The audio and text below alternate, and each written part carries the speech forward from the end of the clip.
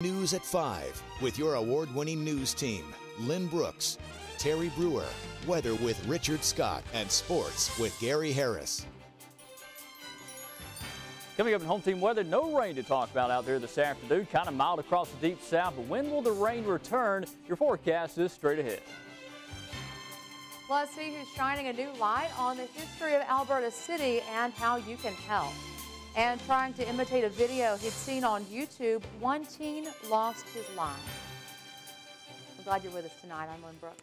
And I'm Terry Brewer, topping your news tonight, preserving a community's history. A group of University of Alabama students is working with local pastors on a project to save the history of Alberta City. WVUA's Daniel Sparkman joins us now live from Alberta City with more. Hi there, Daniel. Terry, Lynn, we are out here where Alberta Elementary used to be and will be once again. You know, this project is something that is close to the hearts of many in the Alberta community.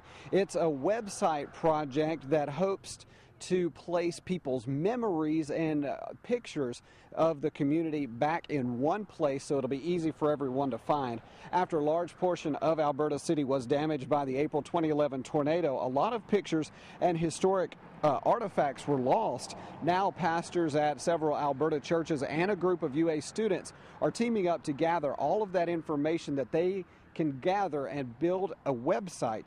Ariane Cox, who is working on the project, says it is important for the community to be a part of it.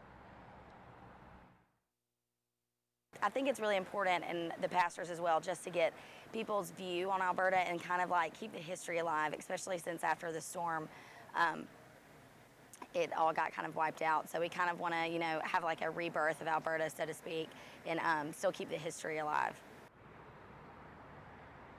Now, coming up tonight at 6, we're going to speak with an Alberta resident, longtime Alberta resident, who's been here for about 80 years, and she's going to talk to us about what it was like in its heyday and why it's important for this project to go on. Reporting live in Alberta City, Daniel Sparkman, WVUA News.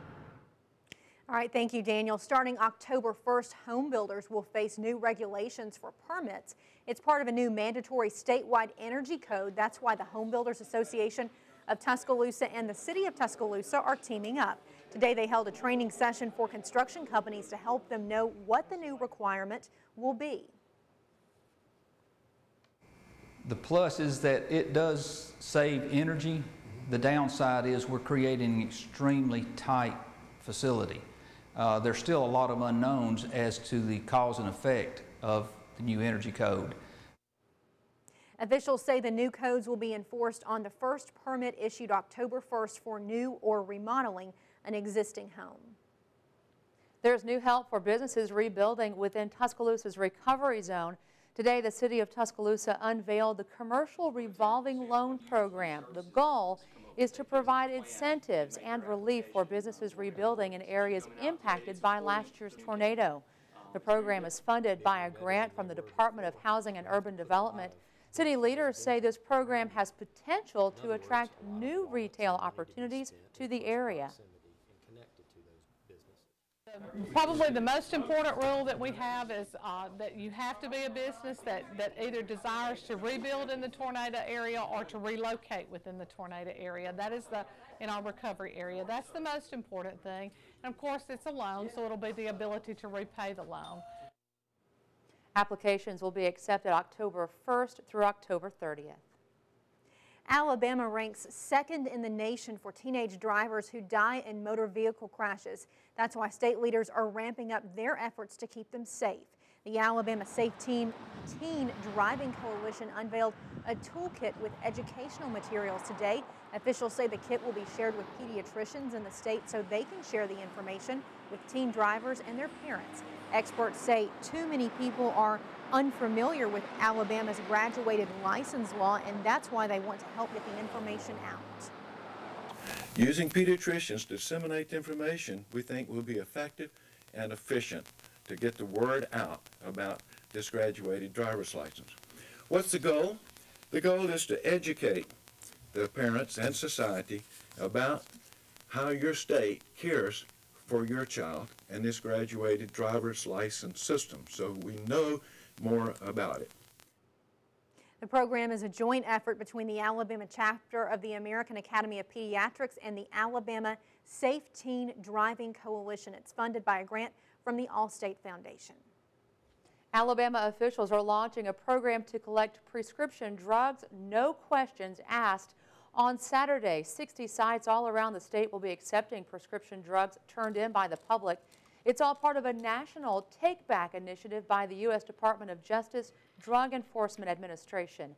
All prescription drugs are accepted, but the focus is on addictive narcotics like hydrocodone and morphine. A list of collection sites is available on the DEA website. For a shortcut there, go to our website, WVUATV.com, click numbers and links, or call 1-800-882-9539.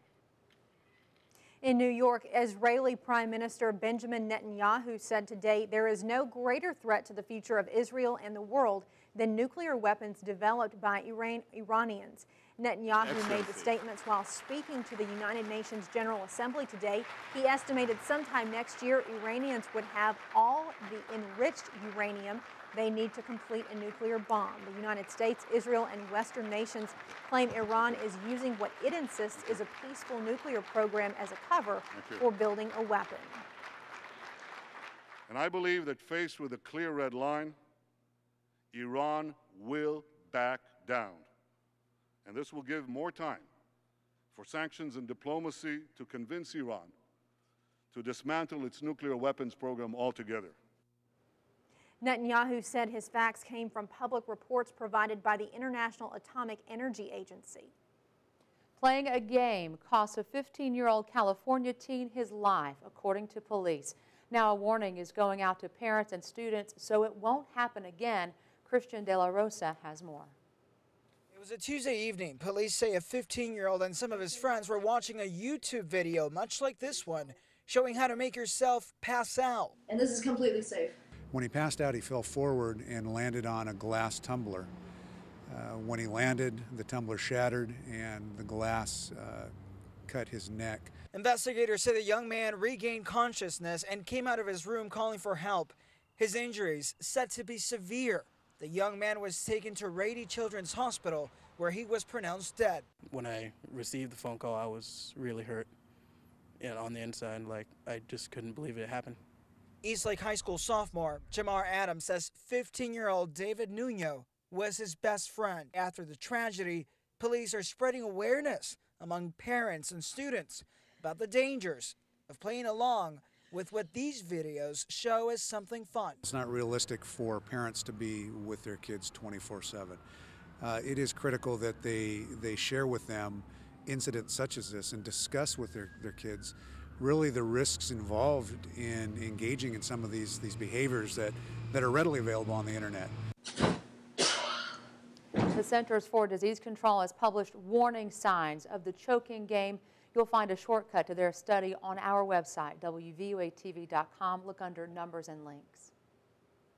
There's a warning tonight for people who get Social Security benefits. Identity thieves are targeting seniors in a new scam. The thieves are getting their hands on personal information like a full name and bank account number.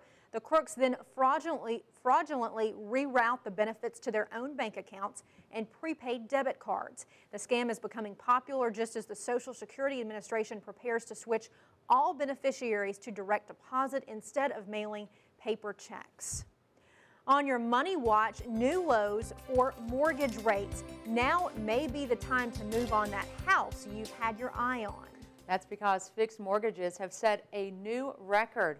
Freddie Mac says the rate on a 30-year loan dropped to 3.4%. That's down from last week's rate of 3.49. That was the lowest since long-term mortgages began in the 1950s. A 15-year fixed mortgage has also dropped to a new record and now sits at 2.73.